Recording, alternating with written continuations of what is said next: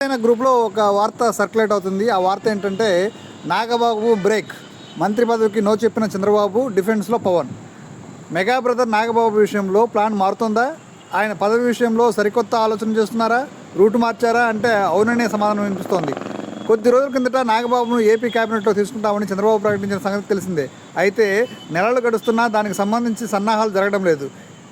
ఎలా మంత్రి పదవి ఇస్తారో ఇంతవరకు బయటపడడం లేదు. కనీసం దానిపై ఎటువంటి చర్యలు చేపట్టడం లేదు. అయితే ఇప్పుడు నాగబాబు విషయంలో అనూహ్యంగా నిర్ణయం మార్చినట్టు తెలుస్తోంది. నాగబాబు మంత్రి పదవి కాకుండా మరో పదవికి ఇచ్చేందుకు చంద్రబాబు సిద్ధమవుతున్నట్లు సమాచారం.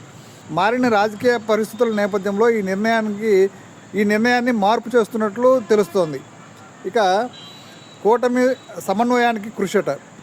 జనసేనతో పాటు కూటమి సమన్వయానికి నాగబాబు ఎంత కృషి చేస్తున్నారు? కూటమి తరపున ప్రచారం కూడా చేస్తున్నారు. వాస్తవానికి ఆయన అనకాపల్లి ఎంపీ స్థానానికి ఆశించారు. పొత్తులో తప్పకుండా దక్కుతుందని భావించారు. అందుకు తగ్గట్టుగా ఏర్పాట్లు కూడా చేసుకున్నారు. అయితే ఆ సీటు బీజేపీకి కేటాయించడంతో నాగబాబు త్యాగం చేయాల్సి వచ్చింది. ఎన్నికల్లో ఎక్కడ కూడా ఆయన పోటీ చేయలేదు. దీంతో కూటమి అధికారం వచ్చిన వెంటనే నాగబాబుకు పదవి ఖాయమని ప్రచారం నడిచింది. టీటీడీ ట్రస్ట్ బోర్డు చైర్మన్ పదవి అప్పగిస్తారని అప్పట్లో టాక్ నడిచింది. అటు నామినేటెడ్ పోస్టుల జాబితాలను సైతం ప్రకటించారు. మొన్నటికి మొన్న 3 రాజ్యసభ పదవులను సైతం భర్తీ చేశారు. ఆ సమయంలో సైతం చివరికి వరకు నాగబాబు పేరు వినిపించింది. ఆయనకు ఛాన్స్ దక్కకపోవడంతో సీఎం చంద్రబాబు నాయుడు కీలక ప్రకటన చేశారు. నాగబాబును మంత్రి పదవిలోకి తీసుకుంటామని ప్రకటించారు. ఇది జరిగి నెలలు గడుస్తున్నా ఇంతవరకు కార్యరూపం దాల్చలేదు. ఇక సాయిరెడ్డి రాజీనామాతో ప్రస్తుతం విజయసాయిరెడ్డి రాజీనామాతో రాజ్యసభకు ఖాళీ ఏర్పడింది. ఈ పదవికి సంబంధించి ఉప ఎన్నికలకు ఎన్నికల కమిషన్ ఏర్పాట్లు చేస్తుంది. ఈ తరుణంలో ఈ పదవికి నాగబాబును ఎంపిక చేస్తారని టాక్ ప్రారంభమైంది. దీనికి కారణం లేకపోలేదు. నాగబాబును ఏపీ క్యాబినెట్లో తీసుకోవడం పవన్ కళ్యాణ్తో పాటు చంద్రబాబుకు సులువే.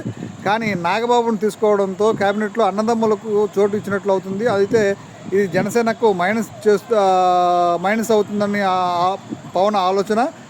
నాగబాబుకు మంత్రి పదవి ఇస్తామని ప్రకటించగానే చాలా రకాలుగా విమర్శలు వచ్చాయి. అయితే ఇవేమి పట్టించుకోకుండా నాగబాబుకు మంత్రి పదవి ఇస్తామని ఒక నిర్ణయానికి కూడా వచ్చారు. అయితే అనూహ్యంగా విజయసాయిరెడ్డి రాజీనామాతో రాజ్యసభ పదవి కూడా ఖాళీ అయింది.